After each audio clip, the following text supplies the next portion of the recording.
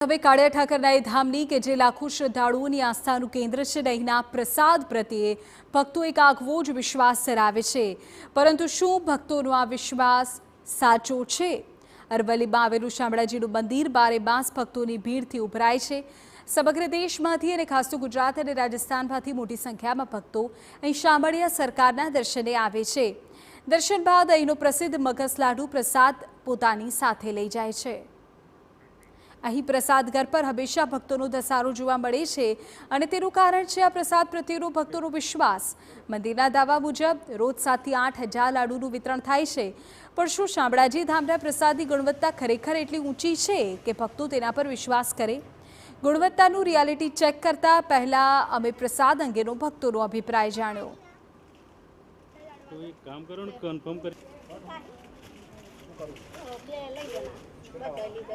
દર પૂનમે રેગ્યુલર અહીં આવું છું મંદિરે દર્શન કરવા, અને વચ્ચે ઈચ્છા થઈ જાય તો વચ્ચે બી આવું છું, પણ આજ દિવસ સુધી લાડુના નામની કોઈ મને ફરિયાદ આવી નથી।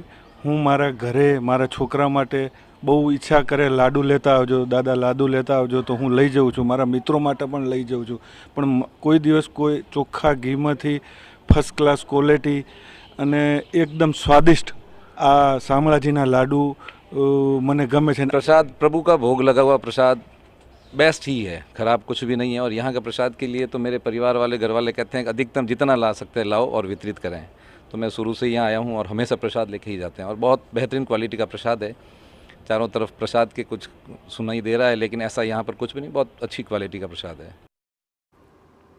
ભક્તોનો પ્રસાદ પ્રત્યેનો વિશ્વાસ તેમના શબ્દોમાં ઝલકી રહ્યો છે। આખરે હકીકત શું છે તે તપાસવા અમે મંદિરના રસોડામાં પ્રવેશ્યા। દ્રશ્યમાં જોઈ શકાય છે તે પ્રસાદ બનાવવા આધુનિક મશીનરીની મદદ લેવાઈ રહી છે।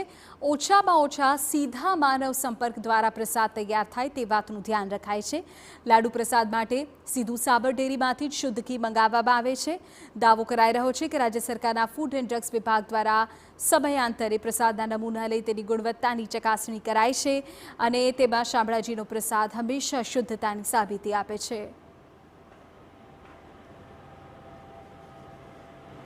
યાત્રાધામ અને મંદિરના પ્રસાદમાં જ્યારે ભેળસેળનો મામલો આવે અથવા તો તેની ઉપર સવાલ ઉઠાવવામાં આવે ત્યારે વિવાદ સર્જાતો હોય છે, કારણ કે શ્રદ્ધા સાથે જોડાયેલો આ વાત છે। શામળાજી મંદિર ખાતે પહોંચ્યા છીએ। શામળાજી મંદિરની વાત કરીશું તો જ્યાં જે લાડુ જે છે તે ભક્તોમાં ખૂબ પ્રિય છે। લાડુ ખાવાનું અને તેને પ્રસાદને લેવાનું ચૂકતા નથી હોતા ભક્તો। વાત કરીશું સ્થાનિક વાઇસ ચેરમેન શામળાજી મંદિર ટ્રસ્ટના, કેવા પ્રકારના આ લાડુ છે અને આ ગુણવત્તા જાળવી રાખવાનું અથવા તો લોકોમાં એક વિશ્વાસ રહેવાનું, શ્રદ્ધા રહેવાનું શું કારણ? શામળાજી ભગવાનની પ્રસાદ અને લાડુ એ આસ્થાનું પ્રતીક છે। ભગવાનની પ્રસાદ લઈને ભક્તો ધન્યતા અનુભવતા હોય છે। આ લાડુ બનાવવા માટે અમે ઉચ્ચ પ્રકારની ચણા દાળ લાવતા હોઈએ છીએ। એનું સૂકવીને અમારી મંદિરની જ ચક્કીની અંદર એ લોટ તૈયાર થતો હોય છે। ત્યારબાદ મગજ શુદ્ધ ઘીમાં બનાવવામાં આવતું હોય છે। એની અંદર દૂધ, ઇલાયચી અને એ સમગ્ર સરસામાન નાખી અને જે ઘી ડાયરેક્ટ અમે સાબર ડેરી અને અમૂલ ડેરીથી ડાયરેક્ટ મંગાવતા હોઈએ છીએ। અઠવાડિયાના 50 ડબ્બાનો ડાયરેક્ટ ઓર્ડર આપીએ છીએ। એટલે વચ્ચે અમે સાબર ડેરી અને મંદિર એ સિવાય વચોટિયા કોઈને રાખતા નથી, અને વચોટિયા નથી રાખતા એ બાબતે એની શુદ્ધતા માટે કોઈ અવકાશ રહેતો નથી, અને ઘીની અંદર કોઈ પણ પ્રકારની મિલાવટ ન થાય એની અમે સંપૂર્ણ કાળજી રાખીએ છીએ। બીજું જે શુદ્ધ ઘી સાબર ડેરી અને અમૂલ ડેરીથી લાવીએ છીએ એ એક અઠવાડિયા પૂરતું જ લાવતા હોઈએ છીએ। જેમ જેમ જરૂરિયાત પડતી હોય છે તેમ અમે ડેરીમાંથી મંગાવતા હોઈએ છીએ। જે પ્રકારે આપ પ્રસાદ બનાવો છો, લાડુ બનાવો છો, ફૂડ એન્ડ સેફ્ટી વિભાગ દ્વારા પણ આ પ્રસાદની ચકાસણી કરવામાં આવતી હોય, વારે વારે આવું બનતું હોય છે ખરું? ને એની આપ ચકાસણી કરાવો છો ખરા? ક્યારેય કોઈ આપને શંકા ઊભી થાય એવો રિપોર્ટ આવ્યો છે ખરો? અહીં સરકારશ્રી મારફતે ફૂડ એન્ડ ડ્રગ્સ સેફ્ટી વિભાગ મારફતે પણ અઠવાડિયા 15 દિવસમાં એક વાર સરકારશ્રીના અધિકારીઓ આવીને સંપૂર્ણ ચકાસણી કરતા હોય છે। એના સેમ્પલ લઈને એ લેબોરેટરીમાં પણ મોકલતા હોય છે, અને એ શુદ્ધતા માટે સરકારશ્રી પણ બિલકુલ સજાગ રહે છે, અને ભક્તોની લાગણી ન દુભાય એની સંપૂર્ણ અમે કાળજી રાખતા હોઈએ છીએ। ખાસ કરીને આ પ્રસાદ જે છે તે લાખોની સંખ્યામાં આ વિતરણ થતું હોય છે, અહીંયાથી લોકો લઈ જતા હોય છે. લગભગ કેટલા લાડુ અહીં વર્ષ દરમિયાન બનાવવામાં આવતા હશે? અહીં પૂનમના દિવસે દર પૂનમે અમે લગભગ 50,000 થી 60,000 લાડુનું વેચાણ થતું હોય છે. દૈનિક રોજના 7,000 થી 8,000 લાડુ વેચાતા હોય છે. એમ વાર્ષિક ગણવા જઈએ તો લાખોની સંખ્યાની અંદર લાડુ વેચાતા હોય છે અને એ લાડુની પ્રસાદ લઈને ભક્તો ધન્યતા અનુભવતા હોય છે.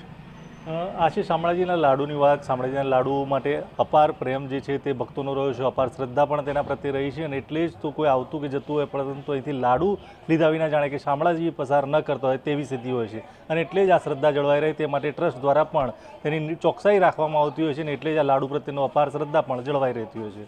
અવનીશ ગોસ્વામી, TV9 શામળાજી. આધુનિક મશીનરીની મદદથી પ્રસાદનું પેકિંગ કરાય છે. દાવા અનુસાર શામળાજી મંદિરમાં વર્ષોથી લાડુ પ્રસાદનું વિતરણ કરવામાં આવે છે. ઉત્સવોના અવસરે તો પ્રસાદનો આંખ ખૂબ ઊંચો જાય છે, પરંતુ આજ દિન સુધી લાડુની ગુણવત્તા અંગે એક પણ ફરિયાદ સામે આવી નથી અને મંદિર તેને જ શુદ્ધતાની સૌથી મોટી સાબિતી રૂપ ગણાવી રહ્યું છે.